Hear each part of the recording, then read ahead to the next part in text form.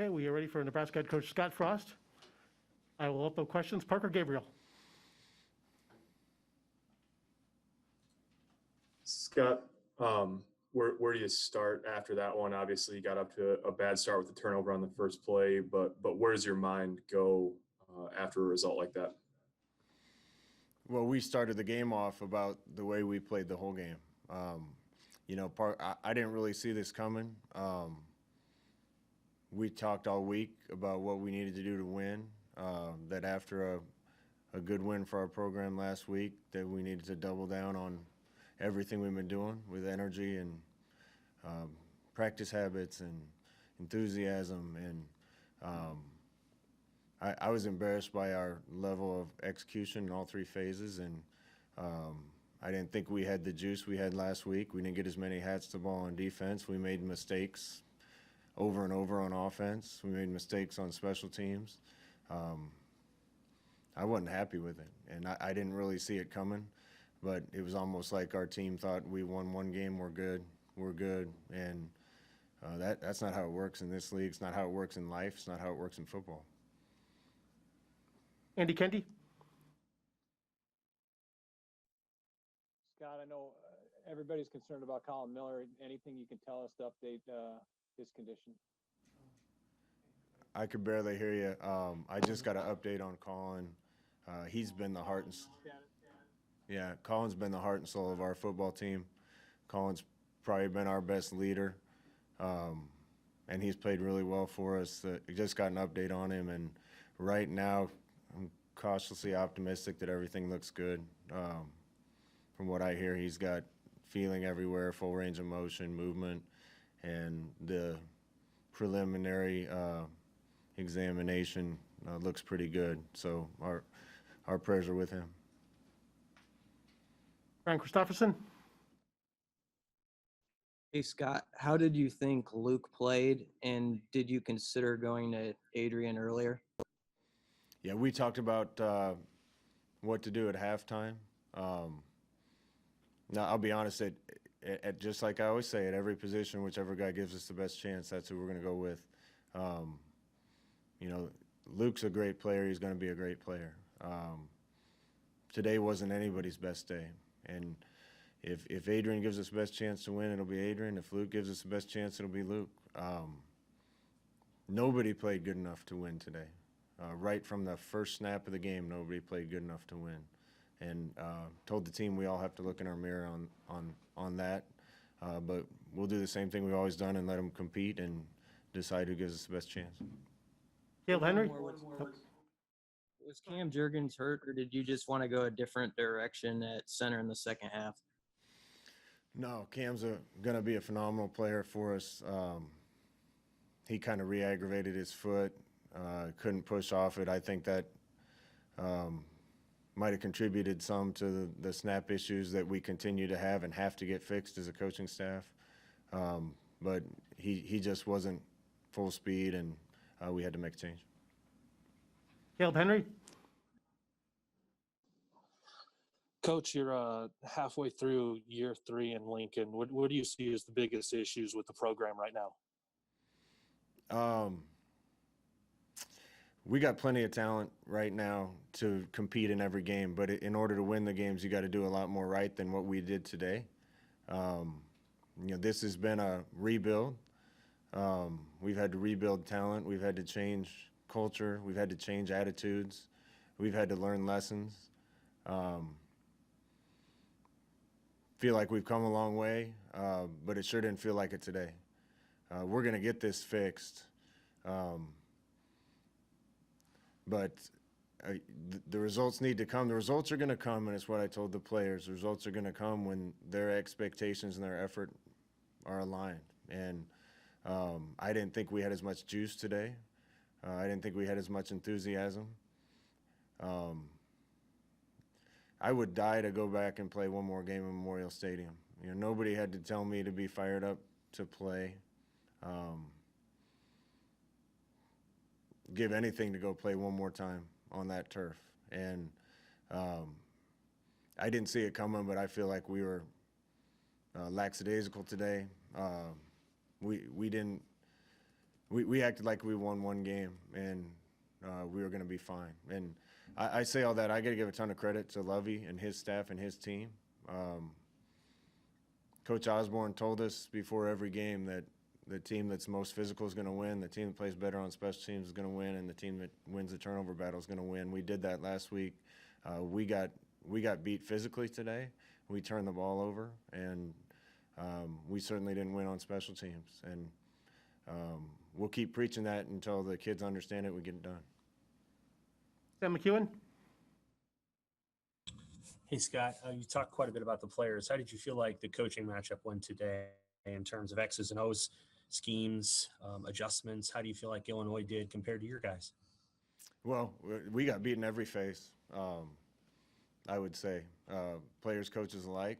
I felt great about our plan going in on offense. We got to stop shooting ourselves in the foot. We have guys open and miss them.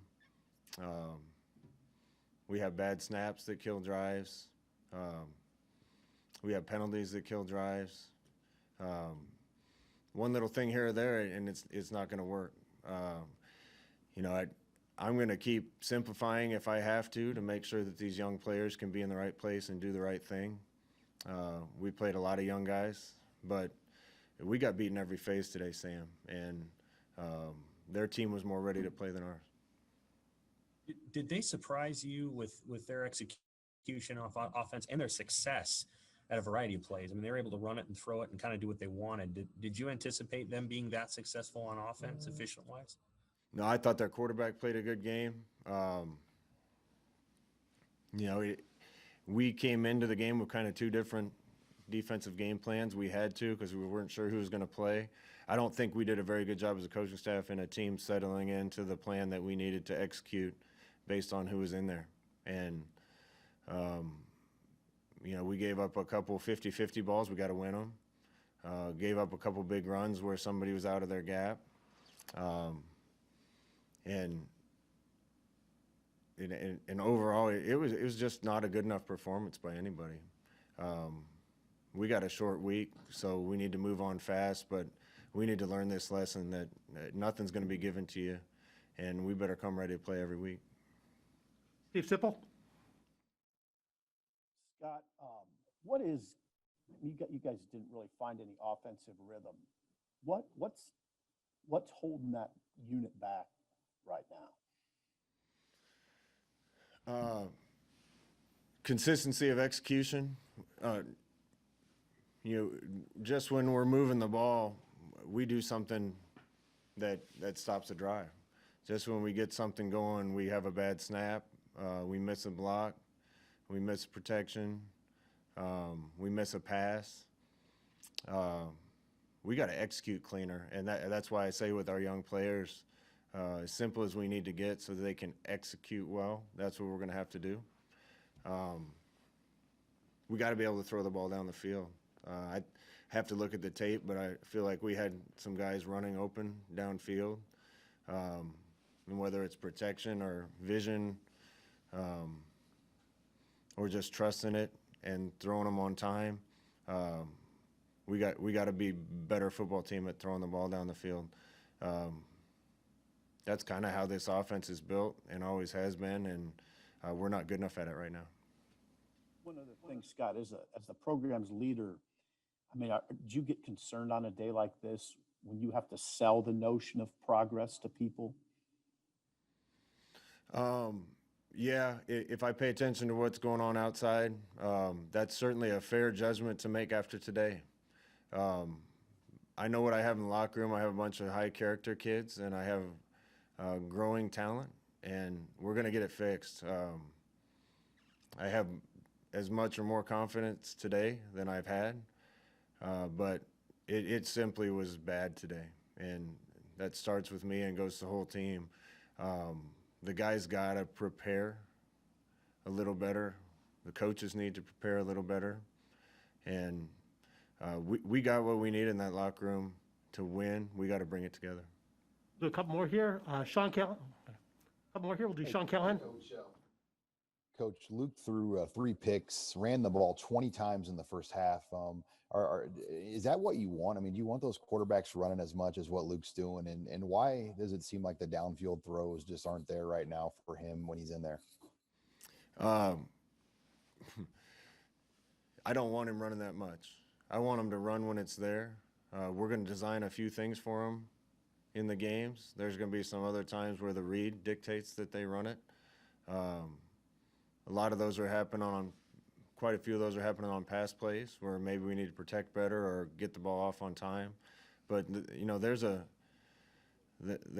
preciseness to execution that has to happen in order for those things to work. We got to have some receivers step up and settle in on certain receivers so that they can be in the right place. The quarterback can trust it. They can rip it, throw it on time. We got to be more accurate. We got to protect better. You know, I feel great about our young running backs. We went into the game with pretty much only freshman running backs in Wandale. Those guys are going to be good players. But we got to get them to the point that they can execute well and carry the load for us. I don't want our quarterbacks running as much as they have. Finish the session with Mitch Sherman. Hey, Scott, the first play, what did you think of it? What did you see from your perspective? Apparently there wasn't an angle available to review it. But what were you told on the field and think of Luke's decision there? I was surprised how fast it looked really close to me. And when I first saw it on the replay, I thought it was for sure forward. So I was getting ready to call the next play. I mean, we start out with a simple motion from empty to a base formation and a simple outside zone play. I have to watch it. Luke pulled it. Not a good decision to do what he did, especially on the first play. I couldn't tell if it was forward or backwards. I was surprised that they didn't take more time to look at it. Felt like they were in a hurry to get the next play snapped, and I thought it was close enough to merit at least a really close look, but that's all speculation because I haven't seen it. Hey, one last thing on Colin. Was he talking to you on the field, or what did you hear from him as he left? Yeah, he was talking. He was able to move on the field. So again, that's my number one concern right now, and be waiting to hear for sure. But the preliminary prognosis was positive. Thank you. Thank you, everyone. We'll begin with players here shortly.